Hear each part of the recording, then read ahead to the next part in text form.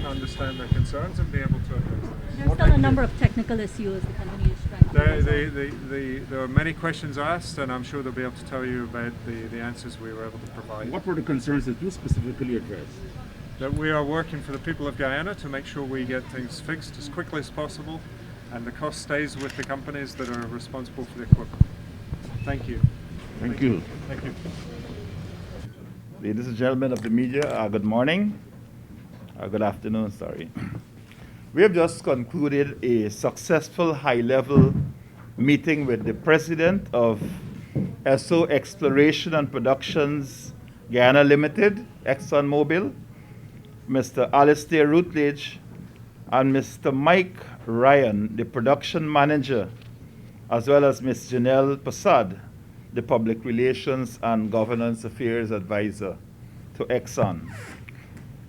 They briefed me and my team, which included members of Parliament, Mr. Cameron Ramjatan, Amanza Walton Desir, David Patterson, Geeta Chandan Edmond, Ronald Cox, Roysdale Ford, and our Executive Director of the Office of the Leader of the Opposition, Mr. Aubrey Norton. We spoke of a number of issues. As you recall, I had written to Exxon on the 15th of April requiring that they address some major issues.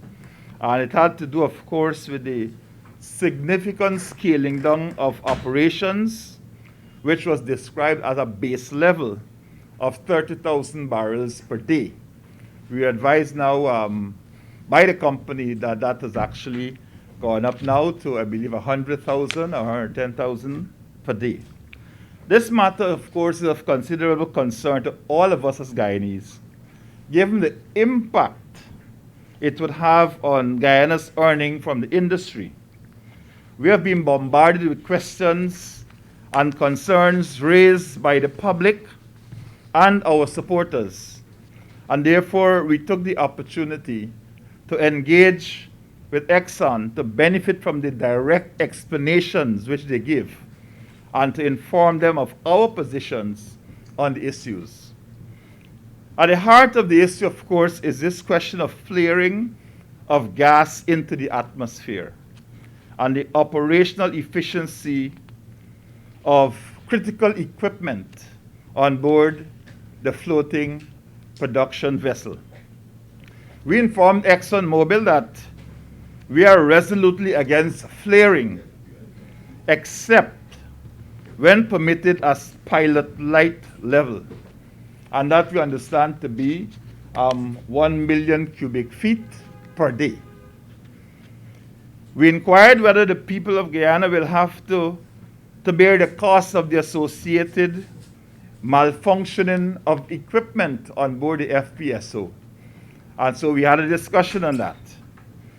We are insisting that the issues be resolved as a matter of urgency and that production can be safely returned to optimum levels within the shortest possible time.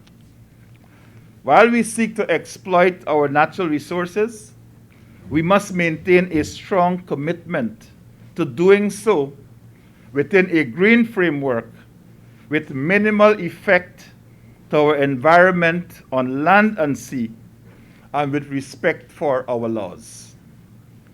We raised the issue of ExxonMobil's involvement in the Gas to Shore project, and we were given a commitment of a fuller presentation on all of these matters, recognizing that this is a very important project to the development of Guyana and the lives of Guyanese people.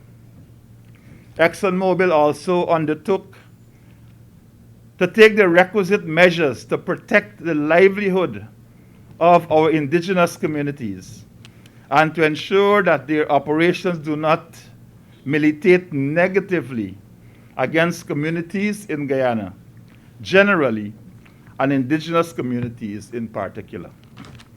Overall, I am satisfied with the tone and content of the meeting.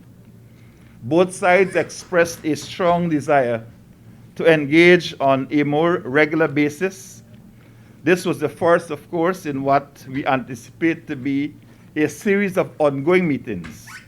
And I would like to thank the president of ExxonMobil Guyana and his team for meeting with us and for the information and assurances which they provided in our meeting, which lasted for just over an hour and a half.